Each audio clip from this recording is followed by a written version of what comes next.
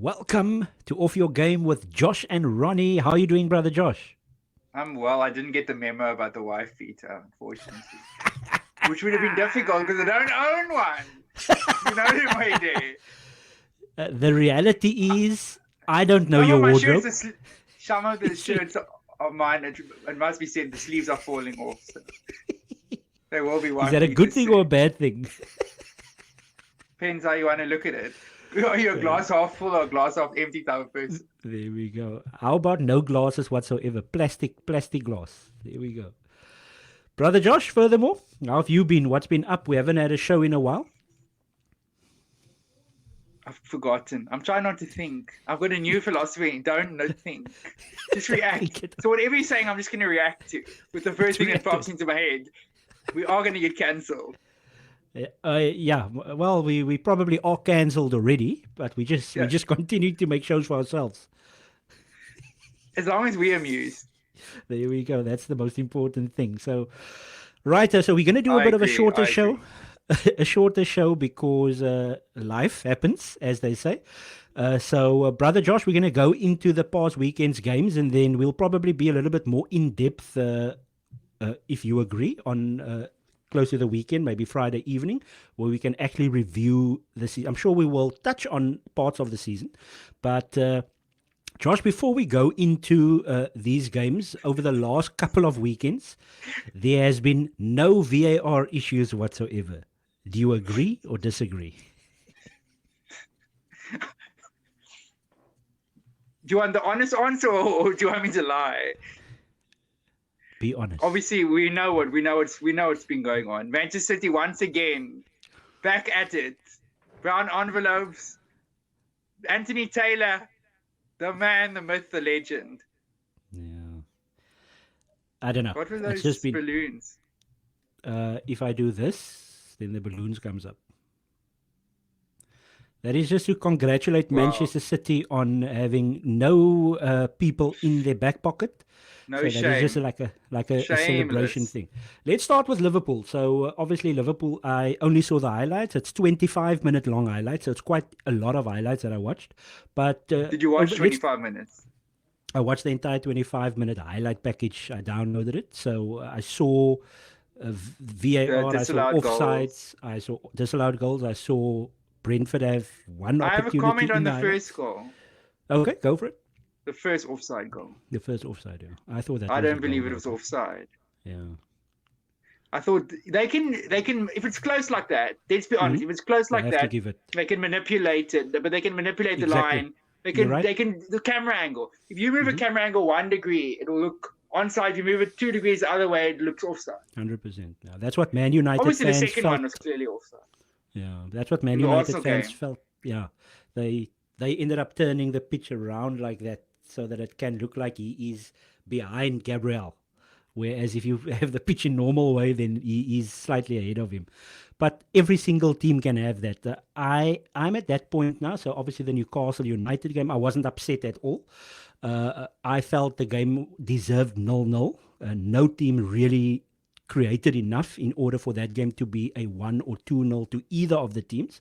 So I was just pissed off with the fact that Arsenal didn't create a lot. However, we are now discussing VAR now. It just seems like. Did you think that wasn't a goal that against Newcastle? The ball went over the line, and there was a foul before the goal. So that's my opinion. I'm not sure the ball went over the line. Yeah, but either way, because remember the ball is a sphere. A sphere, yeah. It's not a square like they. Whatever a sphere is. Look, I accept the result. I'm one of the few people that doesn't make excuses whatsoever. I just felt that it's not an excuse. I felt it was, in my opinion, it was a foul leading up to the goal. So we can obviously debate the angles of is it out or is it not out. I personally feel because in other instances for other teams as well as Arsenal, especially this last weekend, some things gets let go, and then other softer things, gets. I'm not. No, 100%, and the inconsistency is the issue. But the thing is, okay, inconsistency aside, if you can take, you see, it's a difficult one because can you compare? Okay, I know a lot of people compared it to Rashford's, whereas Rashford was given out, with the ball was given out. But if say that was the wrong decision, then it's a game. Does that mean that they have to make the wrong decision? Not, I'm saying, just for argument's sake. Does that mean they have to make the wrong decision in the Arsenal game? Maybe the Arsenal-Newcastle one was the right decision. It might not be, but you get where I'm coming from. Yeah, and then other penalty decisions, for example, the penalties are ridiculous because, like City's one yesterday, I mean, that happens 4 or 5 times in every game. In every game, across the pitch, wherever. Did you notice one thing? That Haaland only went to the ground once he saw the Thiago got the ball. Yep. I mean, that guy, Haaland could literally flick Cucurella away with his finger. He could, But for some reason, the referees don't see it that way.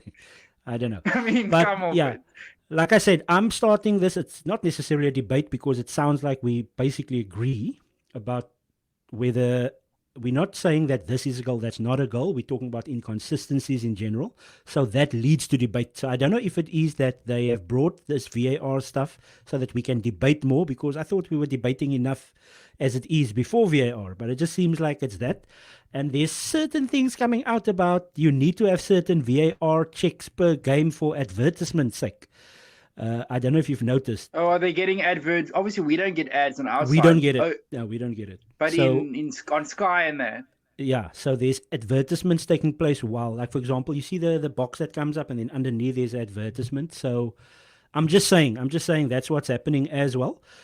So just for example, a simple VAR decision is now longer. And that means that advertisement at the bottom stays on longer. Not that anybody cares, because there's people going to the toilet while the VAR is taking place. So, just on the VAR, while we're talking about it, did you see the Liverpool decision in midweek in the Europa League against Toulouse, the one that they didn't give a goal for, the handball? Yeah, because I knew the score because I knew the score, I didn't watch all the highlights. I just wanted to see why was it not 3-3. So your opinion, enlighten me.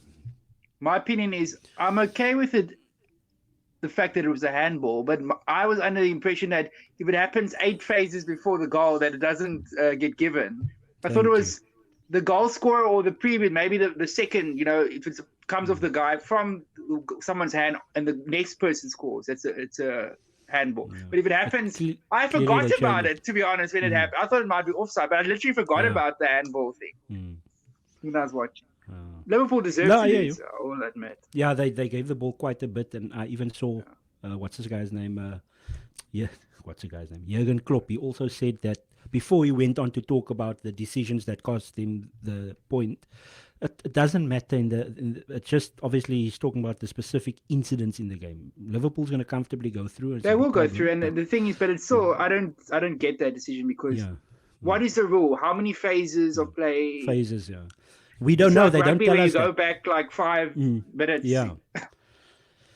I don't know. But Josh, let's just start quickly with Tottenham. If we can just get into the games quickly, because I think we're supposed to have a short show and we're going. Yeah, we're agreeing. So it's pointless to go not too much into it. I know there's lots of different occasions that we can talk about. And there we go. Just your thoughts on Tottenham. You brought it up probably 4 weeks ago, 5 weeks ago, that the moment they will have injuries, then this will happen. So it's now become true. I don't think I was that clever in saying that. I think most people could see that was the case. I think the Chelsea game was... No, I won't take credit for that. The Chelsea game was I said to you, I don't know if I said to you, I said to a couple of people that's I don't think we chatted. Sinking of Tottenham's season. The fact that mainly, not so much the loss, but the fact that the 2 injuries and the 3-match suspension for Romero. I thought Davis was their best player against Wolves. Yeah, I thought they were okay in the first 10 minutes. They started good. I thought to myself that they started well against Chelsea as well. Fair enough. Just on the Chelsea game, I thought that if you now want to take away cards and stuff, did you also feel that Chelsea got back into the game before the first red card, as in creating opportunities, or did you not think so? I think that the game changed a lot when, for some reason, after the Udogie tackle. Yeah, I also thought so. But Chelsea were already starting to, I wouldn't say dominate, but impose themselves on the game before the red card. Before the red card, yeah. But what I will say is, let me just say this before is, I thought that tactic by Postecoglou was sackable. If I was a player, honestly, Ron, if I was a player and my manager played that tactic, I would, from that moment, I'd be like, this guy doesn't know what he's doing. This is going to be a disaster. He's clueless.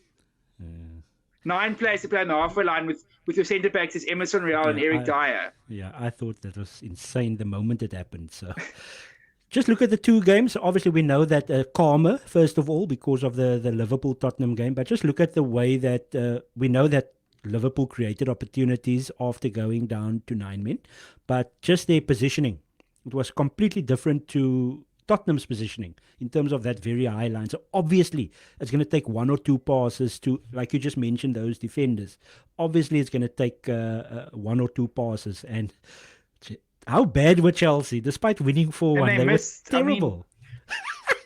They should have at least scored 7 goals. Yeah, Michael Jackson. He's got 4 goals this week, so he can't knock the guy. You can't knock him. Yeah. I'm not knocking him. I thought he was going to be one of the. He was going to score a high number of goals in preseason. How many has he got? 6. I think he's got 6 so far. I think he might have 7. I think he only had 2 before. Oh no, 2 before. 2 before. Sorry, I thought he had 5 this week for some reason. But we've been talking now about games other than these ones. Let's go to the Mancunians of Manchester. Red. I couldn't watch that. That was too boring. Yeah. I figured that would win 1-0. I just knew it. Again, I got 7 minutes highlights of this. So where Liverpool had a 25-minute highlights, I got 7 minutes only of this, and I skipped through it. I just saw the goal. Arsenal Burnley. This was Burnley's best performance from what I've seen. Arsenal weren't great, but there's loads of injuries. Other teams has injuries as well, but Arsenal have quite a few injuries, and this is where I come again to this point. I agreed with you. It wasn't. This player was brought in, and Arsenal's so much better from a squad quality-wise. I just think that the squad, when there's injuries, they are doing okay. And we are tied with Liverpool and 1 point behind the Mancunians of Manchester Blue. So that's what I meant. Question for you. I just want your opinion, because you've obviously watched all of Arsenal's games. Kai Havertz, what's your opinion so far? Exactly the same as everybody else. He works hard. He's got this weird amount of dual stats that he's won all the deals that he's had in every game. Even though he looks lanky, he looks silly, he cannot finish, he doesn't create, but he wins all his deals. So he does some sort of a job. Which is weird, because you wouldn't think of him as that player, because it's weird. He's supposed to be the creative number 10, Yeah, not so much creative. It's just that in the left 8 role, Arteta, so basically what Xhaka did. So somebody that is relatively robust. So he's more robust in the sense that he's got height. He's not a very physically strong player, but he wins all his deals. So that's a strange one. I just think that nobody else is taking the left 8 role. Obviously, with the injury to Odegaard, he's had to play the right 8/10 role, which is where he's better. He plays for Germany there, because when he plays as the withdrawn false 9 for Germany, then he goes more towards where Odegaard plays, not where he's been playing for Arsenal. So now obviously Declan Rice has been playing left 8 and Jorginho has been playing the 6 in that little trident that Arsenal plays. But if you look at it, the reality is it is still early, to be fair. When I talk about Vieira and I talk about Kai Havertz, you can't say it's early for Kai Havertz because he has been playing in the Premier League. So you're just taking his form over a Premier League period. Yes, there's been so much changes with Chelsea and all that. But you can judge him because of the fact that he's a Premier League player.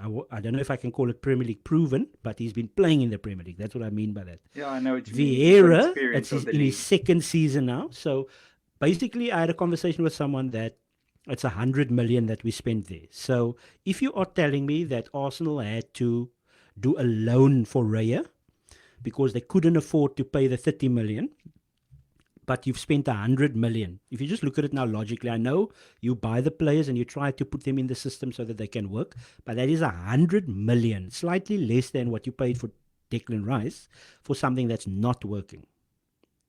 You with me now? No, I agree with you 100%. It doesn't make sense. That is where it is. You could have gotten £250 million proper. Somebody like Gravenberch, players like that does the job. I'm not saying Gravenberch in particular, but I know exactly what you mean. But so we'll see how that goes. Yeah, no, I agree. You're still putting the points on the board. You can't deny that. That's what's impressing me, and obviously because I get to watch and analyze them so intently and deep analysis out of this team, they are the. I've never really been for XG, but I am looking at it these days, and I understand Burnley scored and they did relatively well in the game without creating loads. They created more than Sevilla did now the other day. They were crap. But I'm just talking now about... They rested a lot of players, though. Yeah, they did. But I think the coach wasn't so happy with those players that he rested. So it's not as if they are... Did they win their derby? No, they drew 1-1 with Betis, Balompié. But I don't think they rested because of looking ahead to the derby. Because remember, they needed points to qualify from the group. So it doesn't make sense that they rested players against Arsenal at the Emirates unless they thought they were never going to win. But I don't know.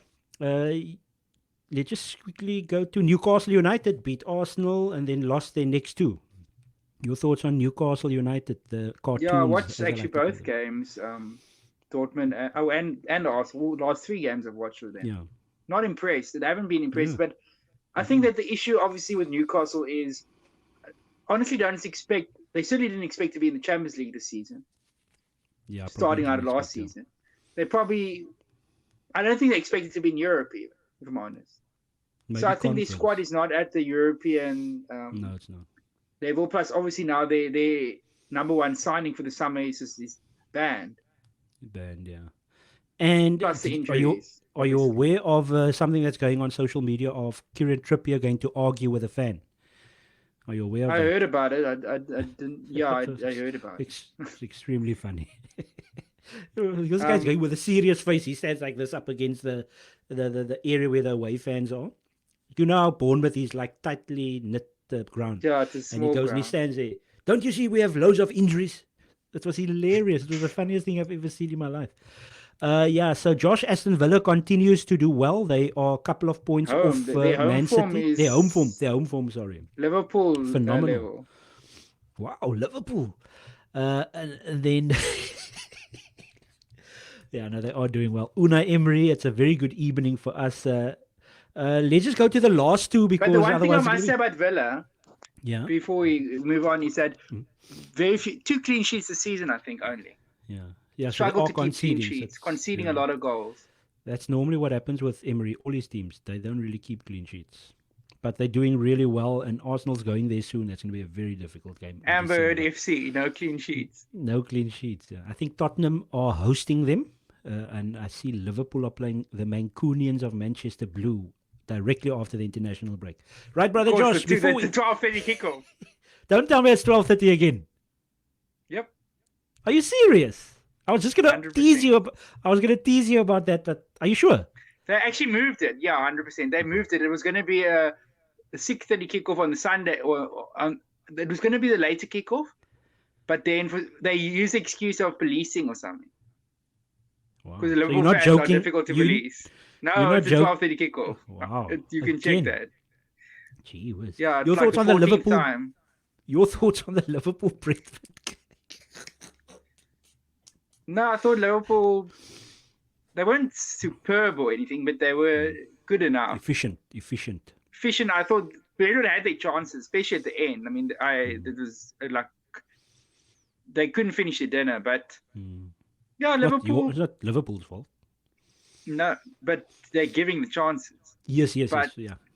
I thought Alisson made a brilliant save at 0-0. That was a big that's the one that point in the game. Alisson has been again probably Liverpool's best player this season. Yeah, good first goal by Salah. For Darwin, I thought Jota had a good game. He scored again. He scored in a good goal, 2 good goals this week. A good goal against Toulouse. I saw the goal against Toulouse, yeah. And then a good goal yesterday. Endo played a bit better. He was I still don't think he's the answer at that position. Obviously, but I don't know. I don't know what he's going to do in the January. Toronto. No, in the City game. Oh, sorry. Oh, yeah. I don't know if he's going to play Endo. He probably is, because obviously I would play.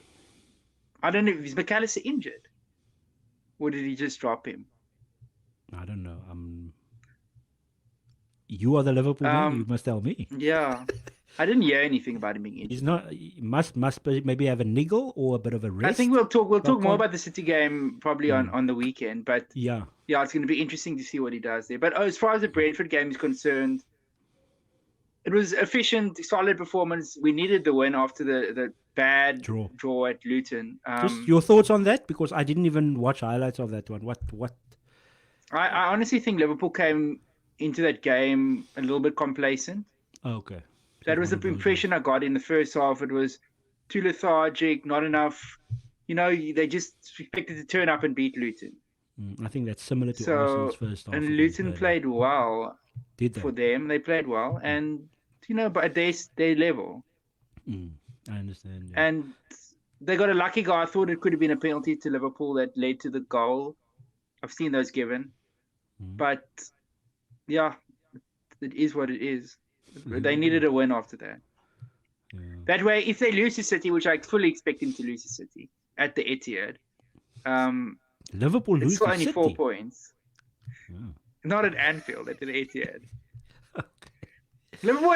So let's assume Liverpool lose. Okay, I know we're not supposed to talk about this yet, but let's assume Liverpool lose to City. That means they're 4 points behind City. But will have played away at City, Chelsea, Tottenham, Newcastle, and Brighton. That's 5 of the. I would say the only other 2 tough away games they have is Arsenal and Aston Villa. I don't count United as a tough away game. Josh, didn't Liverpool so lose? So they've got all their tough away games. They've got most of their tough away games out there. I don't know what to say. Blind Squirrel finds an acorn every now and then. Did Liverpool win at Old Trafford last season? But you get where I'm coming from. I'm tongue in cheek. No, they did beat Liverpool at Old Trafford, but then they got their revenge 7-0. 6+1. Your thoughts on the Chelsea that was Mancunians?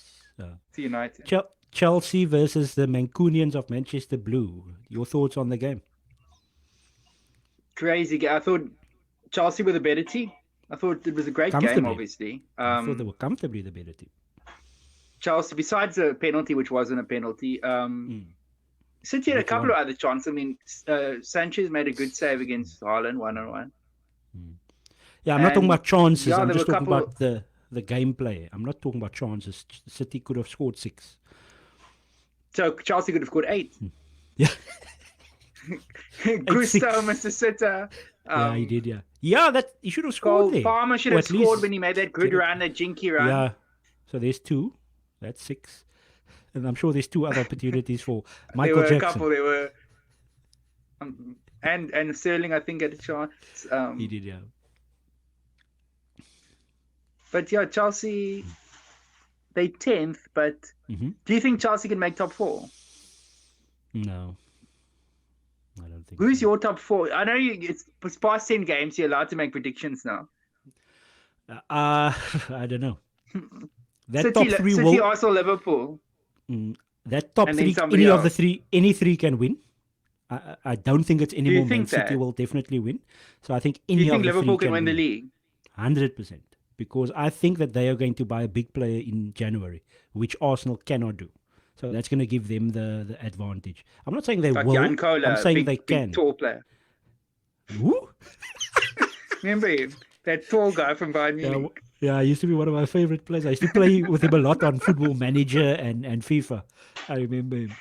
Yeah, I personally think, I know that Liverpool has their inadequacies, Arsenal with injury issues and formation issues. Man City, we know they're always there and thereabouts. But just because it's not going to be 93 points or 94 points to win the league, I don't know what it's going to take, but I don't think it will be that high because other teams are a bit better. Even though the team that is 6 is crap. I don't understand that.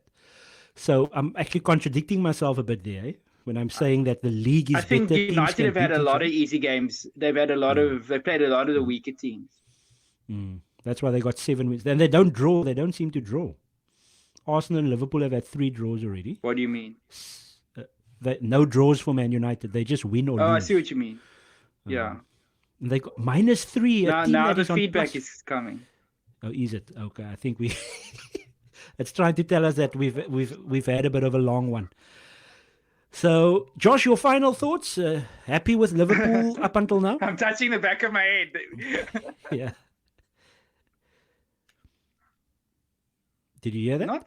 Yes and no. I would say I'm happy with the point. Yeah, I heard that. Happy with the points. Happy being 1 point off the lead. Can't complain. Can't, yeah. Unhappy with some of the refereeing decisions, VAR decisions. Unhappy they didn't buy Paulinho. I think if they had bought Paulinho, I think Liverpool would be the favourites to win the league. Personally, I think that number 6 position has been Liverpool's kryptonite this season. I think with that, I think they would have beaten Tottenham if they had a good number 6, even with 10 men. I think they would have beaten Brighton. I think Liverpool would have been just about there, won every game if they had that number 6. Okay. We leave it at that. Brother Josh.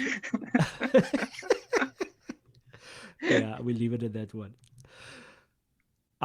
We will go into it even further when we do a bit of a review. We'll obviously keep in contact with regards to doing a show again on Friday. We were going to do an 8-minute show, and we have done 27 minutes. And I'm sure there's feedback also coming in. I don't know why that is, because we did. No, it was just quick. It was quick. It was like 10 seconds, 20 because seconds. You didn't see us do anything. We were both like on the same settings. So yeah, I think it might also do with a Wi-Fi signal that comes up. Could be my fiber as well. Okay. But thank you, Brother Josh, for making some time. It's been an awesome chat as always. And let me Thanks. It's always a laugh. There we go. Go well.